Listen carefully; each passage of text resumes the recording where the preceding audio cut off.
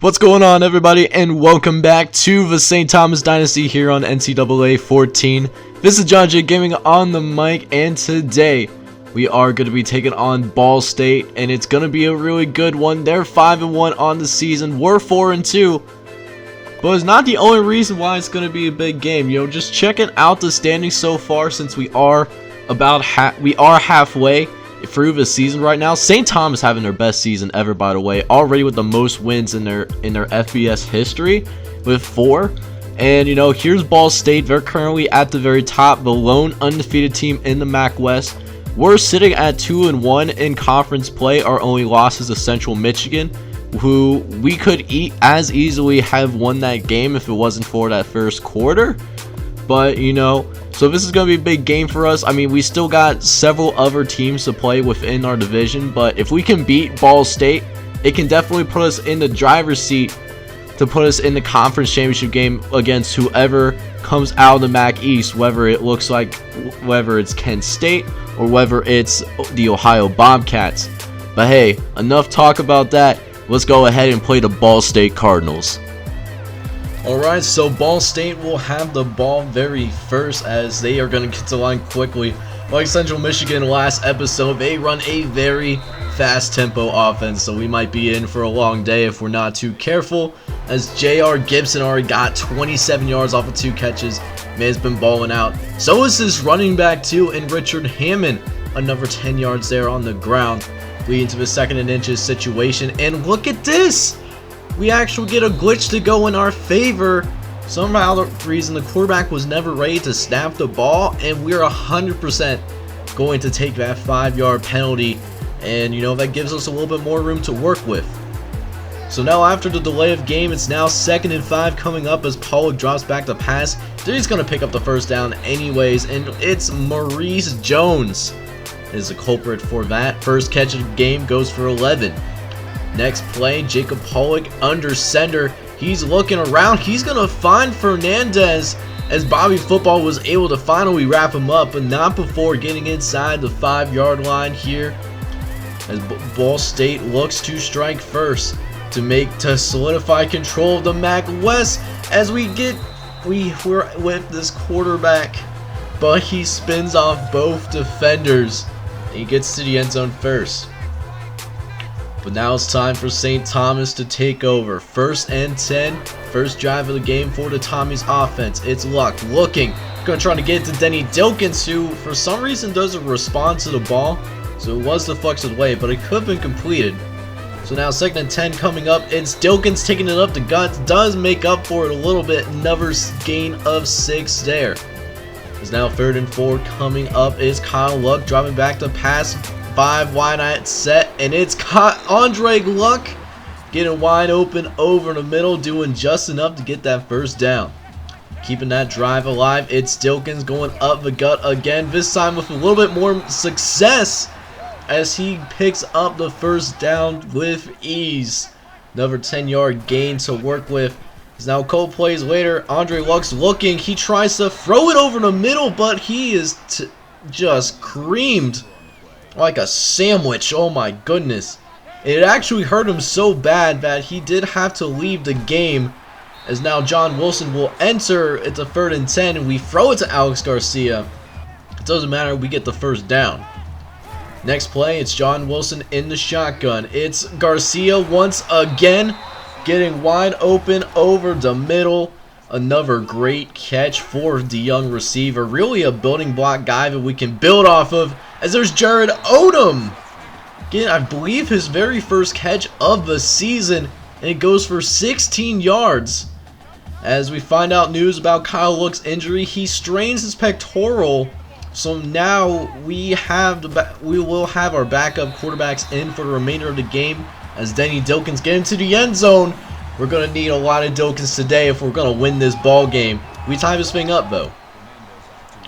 As now we'll go ahead and kick it back off to the Ball State Cardinals, following a drive that ties this ball game up midway through the first quarter, as Mike Fernandez, he's going to take it up the middle. He has a wide open hole, as Jared Odom finally brings him down from behind. But wow, that is not what we needed right now, as it's great field position that Ball State gets to work with once again. As Pollock, he's going to take it up. He's going to hand it off to Hammond, actually. Fooled me a little bit for some reason, as Richard Hammond picks up the first down. A gain of 12 as he moves into the shotgun, calling the troops to the line. It's a quick throw to Gibson. Another first down. Next play, Pollock calls a little audible right here. Gets it to Kyle Kent and picks up another first down once again. The St. Thomas defense has simply not figured out how to solve this passing attack so far. These short passes have been killing us. Talk about death by 1,000 stabs. As there's Pollock throwing to the left-hand side. It's Gibson again. Another gain of 8. It's now 2nd and 2 coming up. Pollock's looking. He might scramble it in. He is! And it's a touchdown as the center was wide open. We had covered the receivers, but it doesn't matter. As now we're going to try to hit him with a dose of Calvin Cuddy to give us a little bit more mobility at the quarterback position. Cody's going to look around. He tries to throw it to what looks like Joel Collins, but it's a bad pass. It's a reason why he doesn't going to throw it, not the full-time backup, I would say. As now 2nd and 8 is coming up. Didn't make the last completion. Cuddy's dropping back the pass. He's going to throw it to Andrew Green. This time, the pass was on target. As we got to deal with another 3rd and 10 with John Wilson on the field. Trying to get somebody open downfield. But it doesn't happen, and John Wilson takes the sack. The drive ends so suddenly. As now Ball State is ready to take back over here. Let's see what they can do on their next drive. They have been hot so far, and that's going to continue as Maurice Jones picks up a gain of 14 on that one. 1st and 10 for the Cardinals. As Pollock fakes the keeper to Mike Hammond. He's going to throw to the right-hand side instead and finds Kyle Kent. Right in between 3 Tommy defenders. A gain of 17 on that one. As now another first down for Pollock to work with. And it's nearly picked off by Derek Jackson. He was in the area. Just couldn't get his hands out in time. As that is how this first quarter was going to end. Ball State is up 14-7. So now Pollock is going to try to throw it over the middle. Looks like to Gibson once again. Oh my gosh, I'm just losing my train of thought. But Ball State is just killing us right now, man. Pollock this time gets sacked. And look who it is. That is Adam Wright getting in there this time around. So now we have him at 3rd and 16. This should be a pretty easy stop to make. But no, as Eric Bradshaw gets burned in the secondary. And they convert to 3rd and 16. Wow, what a turn of events here. As now they got a fresh set of downs to work with. Pollock going up the right-hand side. Is finally brought down from behind by Chris Hill. But it's now, 2nd and inches. But we're all holding him down a little bit. But it won't matter. As Gary Little gets into the end zone once again. Now, it is first down. As it looks like St. Thomas will take over once again. We got to get something going here. Let's see what John Wilson has. First play goes well for him. He finds Andre Luck over the middle for a first down on that one.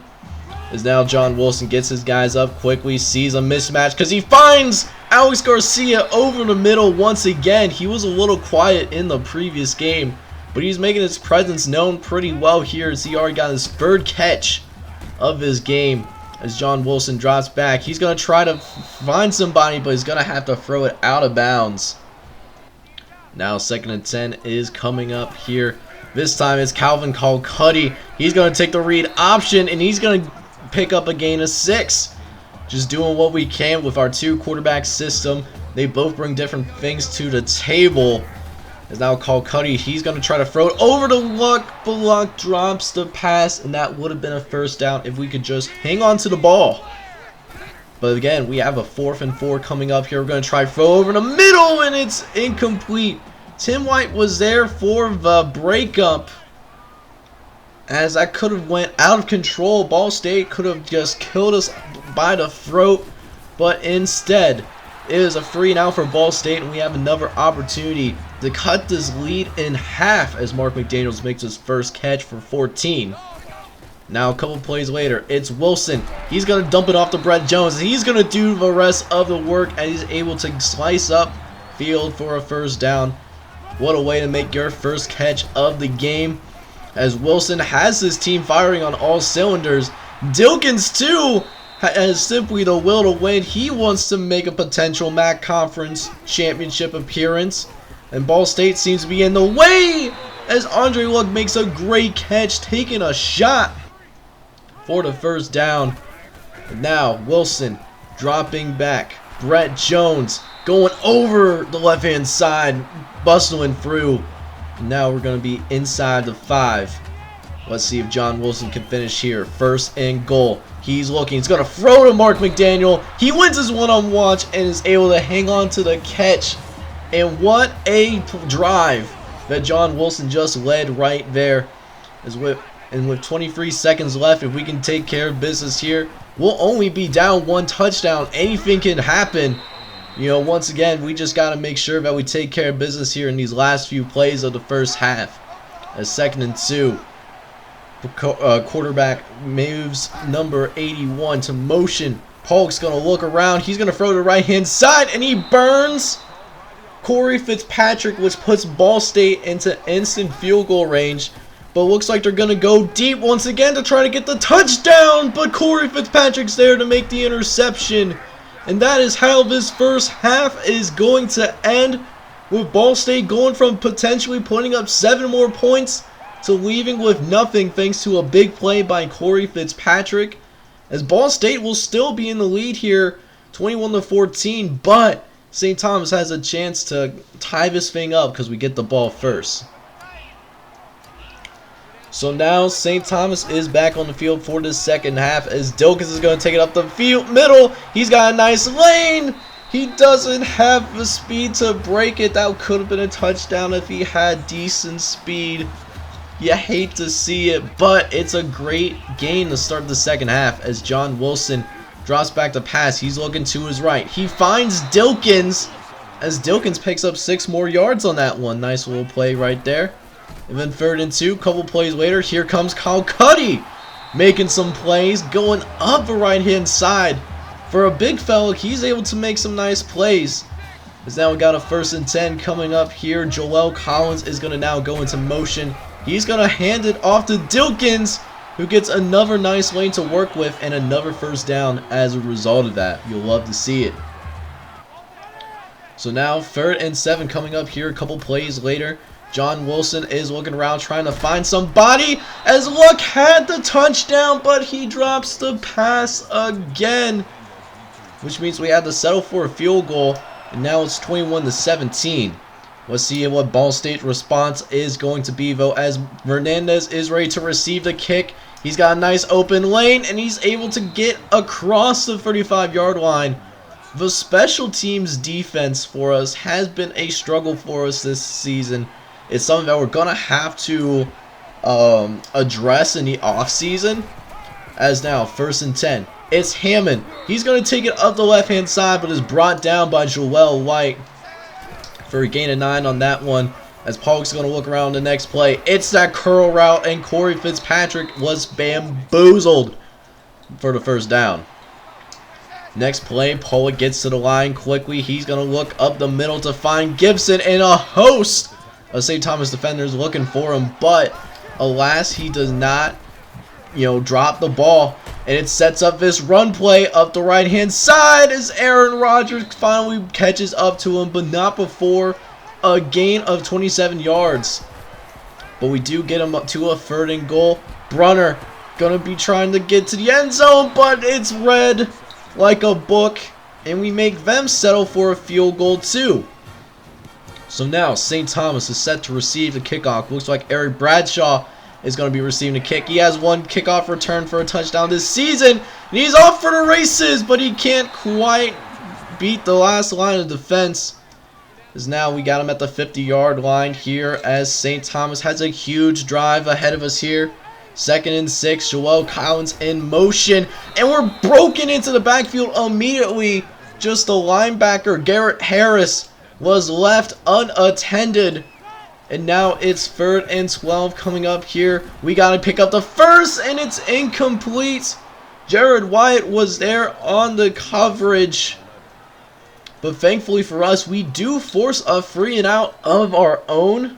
But man, that is a lost opportunity. We could have tied this game a lot sooner. But we will be given a second chance though, as Corey Fitzpatrick is set to receive the kick. He's got nice coverage. He gets brought down at about the 40-yard line. We just gotta, take advantage of his great field position, because the special teams, when we're receiving the ball at least, has been doing a pretty darn good job. But now we face another long 3rd down. We're going to try to go over the middle. Garcia was open, but he drops the pass again. And that's going to be another 3 and out, and that's how our 3rd quarter is going to end.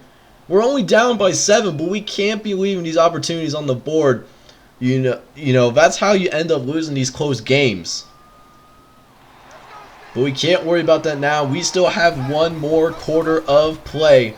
As now 2nd and 7, gonna go to Richard Hammond for a gain of 6, which means a critical 3rd down is coming up. Let's see what they do. It's Pollock going to the right hand side. It's Kyle Kent. It's only for 7 yards, but it's another 1st down for the Cardinals as they look to make this a 2-possession game once again. Going over the middle again to Kyle Kent.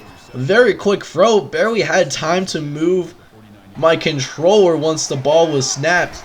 Getting that ball off quickly as 2nd and 3. It's Hammond taking it up right hand side. It's a foot race and is finally brought down by Jeff Arnold.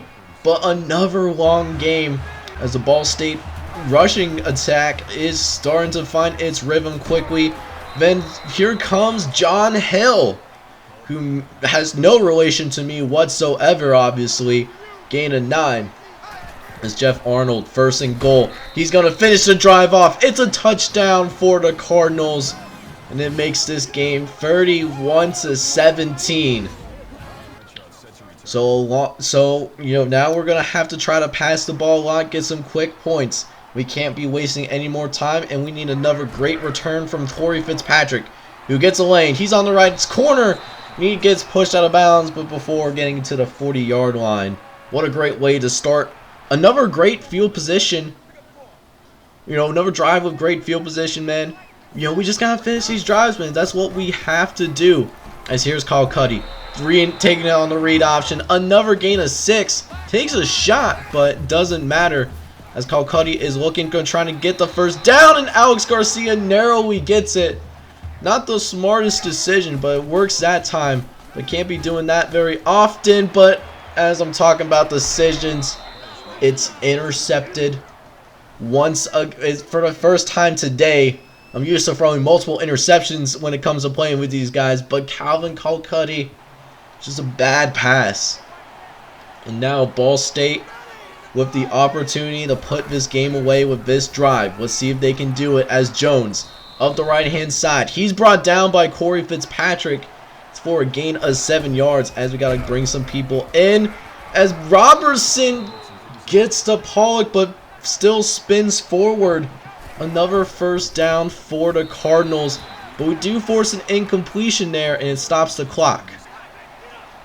So now, 2nd and 10 coming up. Pollock, he's going to throw it quickly to Fernandez, as the defense didn't have any time to respond whatsoever. Which means, another gain of 17 right there, and it's now just all Ball State, really, as they are just dominating this final quarter of play, just trying to put the hammer down. This is 3rd and inches. Here comes the squad, and we do thankfully stop them from now. But I imagine they will run some clock.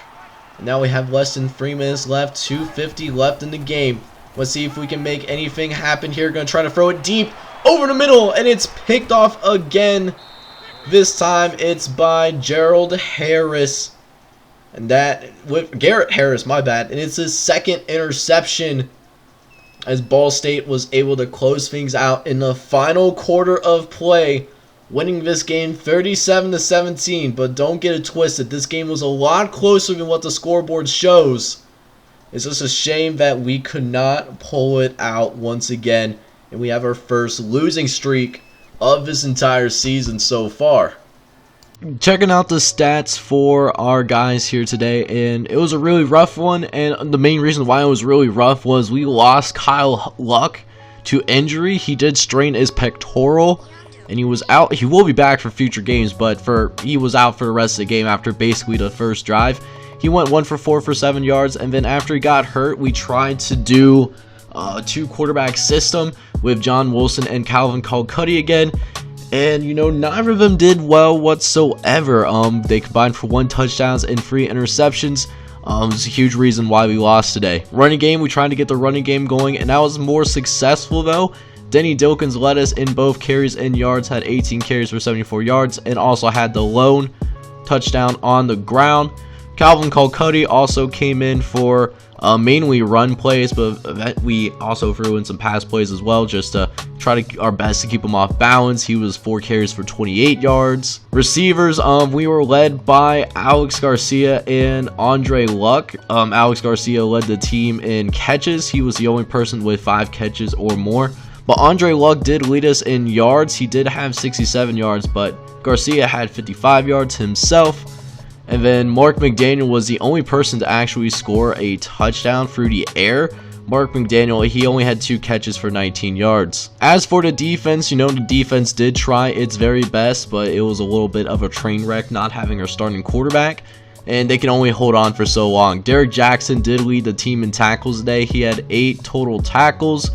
We also got to the quarterback 1 time today, and it was Adam Wright being able to get into the sack, but there was a good number of people that were able to get into the backfield as well sometimes whenever we needed to. And then our lone turnover came towards the end of the first half. Corey Fitzpatrick actually winning a one-on-one situation to keep it within 1 score.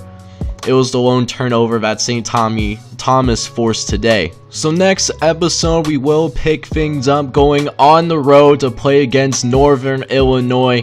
They're 6-2 on the season, including a 3-1 record in conference play. Just a half game out from Ball State, who currently leads the division.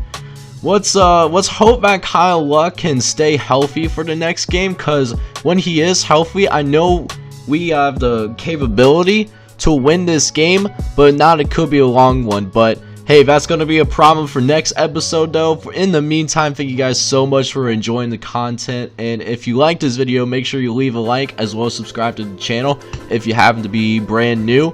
This is John J Gaming on the mic, and I hope you all have a wonderful day. Take care, everybody.